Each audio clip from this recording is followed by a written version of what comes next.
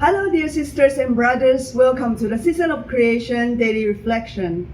The theme for this year's Season of Creation is Jubilee for the Earth. During this season, let us celebrate the goodness and beauty of creation, thank God for His love and mercy, and pray that we may care for our common home and give our earth rest from our greed and destruction, so that it can continue to sustain and govern the earth community. Lawrence Troster was a spiritual leader at Kesher Israel congregation in Westchester, Pennsylvania, and was involved in a number of Jewish and interfaith environmental initiatives. He also served as rabbinic director for J Street, the liberal Middle East policy group. He is interviewed by Mary Evelyn Tucker, senior lecturer and research scholar at Yale University. He's a leading scholar and writer on the ideas of Thomas Berry on cosmology and religion. Lawrence Troster reflects on Judaism's view on creation, care for creation, on the Sabbath and the Jubilee, the sacredness of food, environmental justice, and more.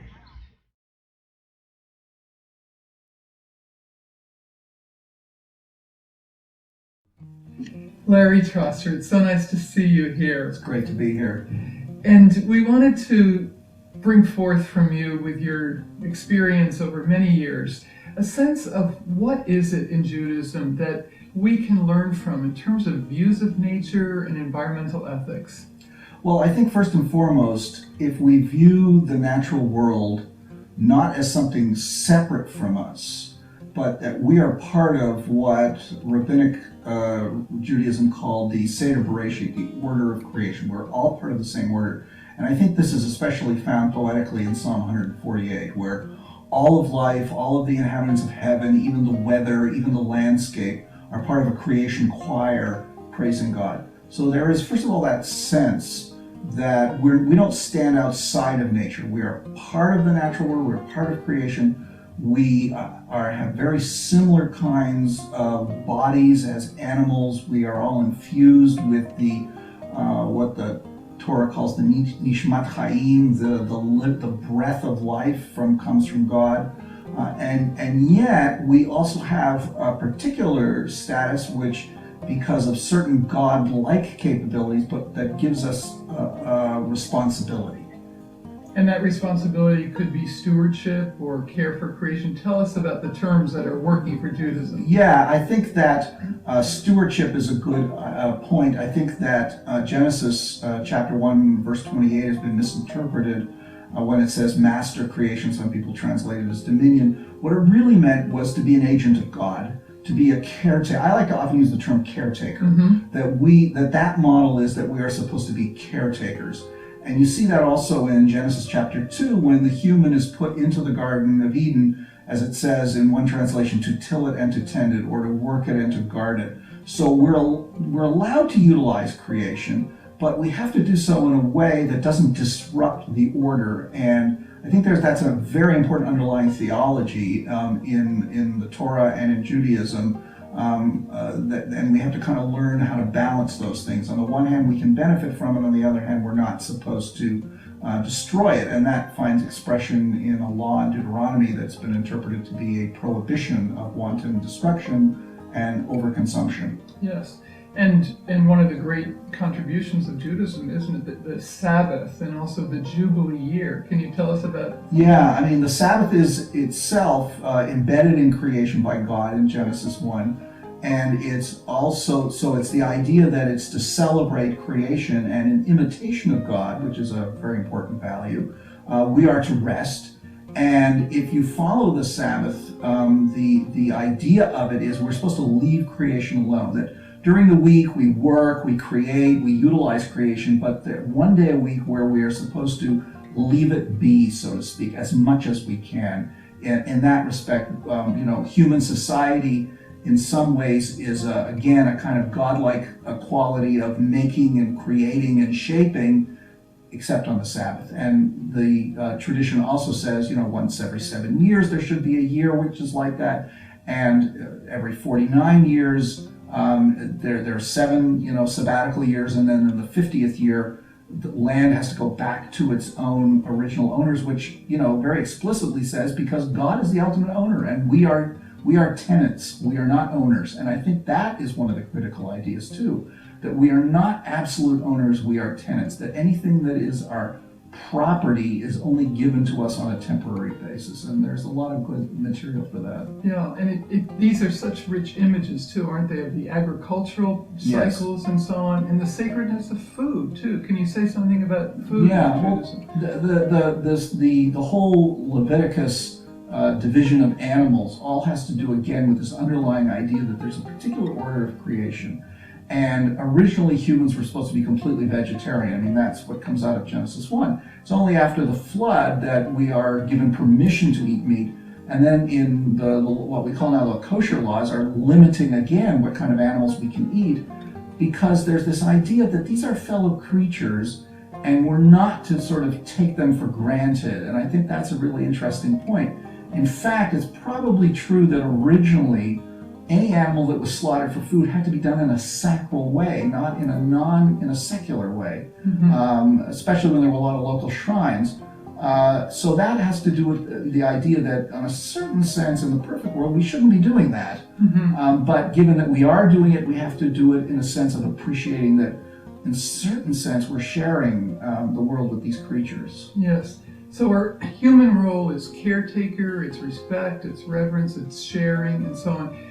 And we're also participating in something divine, aren't we? Yes, in a certain sense, we're helping to actualize divine power on the earth when we are taking care of creation. That there's a kind of parallelism between there's the angelic creatures of the heavens and there's the human, and they are the servants of God in the heavens. You see this in biblical texts, and we are the servants of God on earth, and heaven and earth make up all of creation. So we are to praise God like the angels do. We are supposed to work the earth, but do so in a good way.